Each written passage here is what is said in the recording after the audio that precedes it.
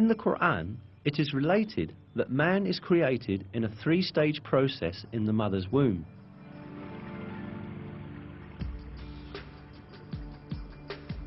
He creates you stage by stage in your mother's wombs in a threefold darkness. That is God, your Lord. Sovereignty is His. There is no God but Him. So what has made you deviate?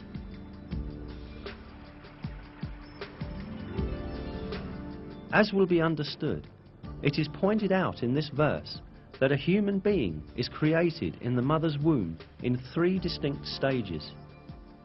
Indeed, modern biology has revealed that the baby's embryological development takes place in three distinct regions in the mother's womb.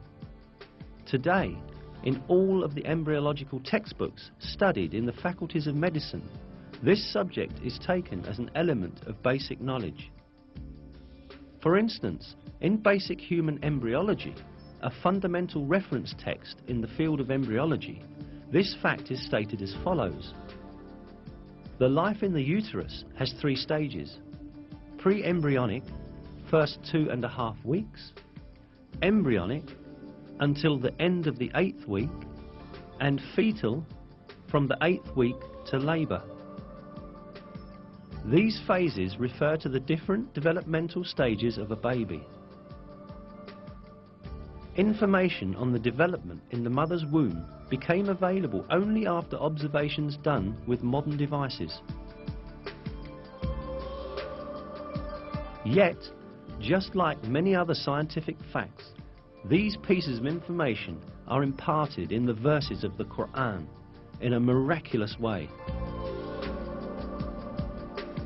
The fact that such detailed and accurate information was given in the Quran at a time when people had scarce information on medical matters is clear evidence that the Quran is not the word of man, but the word of God.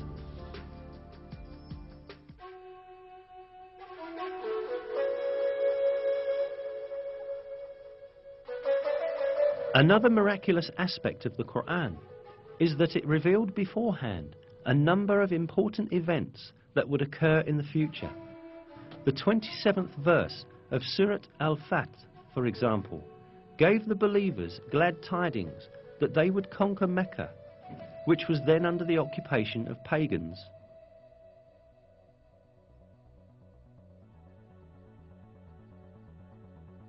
God has confirmed His messenger's vision with truth.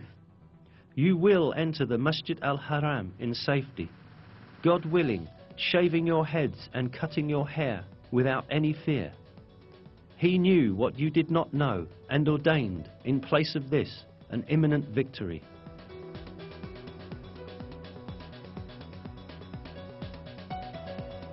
In close consideration, the verse is seen to announce yet another victory that will take place before the victory of Mecca. Indeed, as stated in the verse, the believers first conquered the Kaaba fortress, which was under the control of the Jews, and then entered Mecca.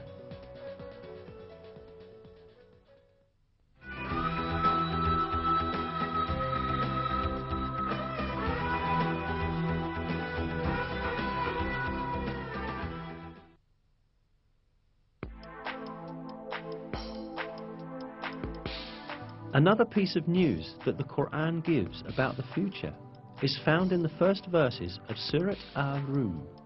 In these verses, it is stated that the Byzantine Empire had met with a great defeat, but that it would soon gain victory. The Romans had been defeated in the land nearby, but after their defeat, they will themselves be victorious in a few years' time. The affair is God's from beginning to end.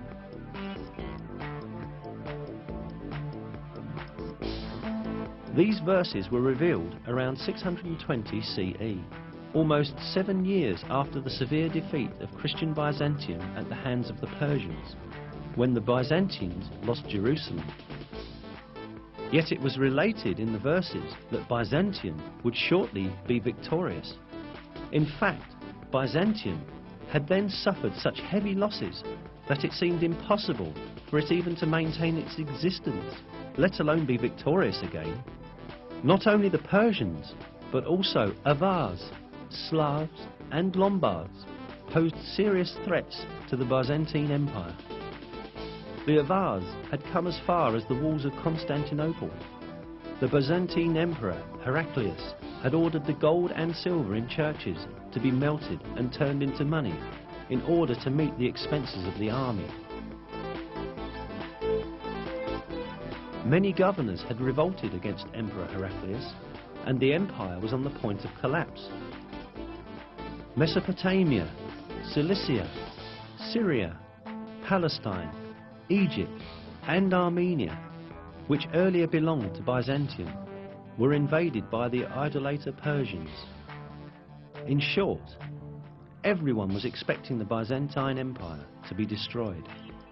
But right at that moment, the first verses of Surat al-Rum were revealed, announcing that Byzantium would gain triumph in a few years' time. Around 7 years after the revelation of the first verses of Surat al-Rum, in December 627 CE, a decisive battle between Byzantium and Persian Empire was fought at Nineveh, and this time the Byzantine army surprisingly defeated the Persians. A few months later, the Persians had to make an agreement with Byzantium, which obligated them to return the territories they had taken from them. At the end, the victory of the Romans, proclaimed by God in the Quran, miraculously came true. Another miracle revealed in these verses is the announcement of a geographical fact that could not be discovered by anyone in that period. In the third verse of Surat al-Rum, we are informed that the Romans had been defeated in the lowest region of the earth. This expression, Adna el-Ard in Arabic, is interpreted as a nearby place in many translations. Yet, this is not the literal meaning of the original statement, but rather a figurative interpretation of it. The word Edna in Arabic is derived from the word Deni, which means low, and Ard, which means world. Therefore, the expression Edna el-Ard means the lowest place on the earth. Most interestingly, crucial stages of the war fought between the Byzantine Empire and the Persians, when the Byzantines were defeated and lost Jerusalem, had really taken place at the lowest point on earth. This specified region is the basin of the Dead Sea, which is situated at the intersection point of the lands belonging to Syria, Palestine and Jordan. The Dead Sea, lying at 395 meters below sea level, is the lowest region of the earth. This means that the Byzantines were defeated at the lowest part of the world, just as is stated in the verse. The most interesting point lies in the fact that the altitude of the Dead Sea could only be measured with modern measurement techniques. Before that, it was impossible for anyone to know that it was the lowest region on the surface of the earth. Yet, this region was stated to be the lowest point on the earth in the Quran.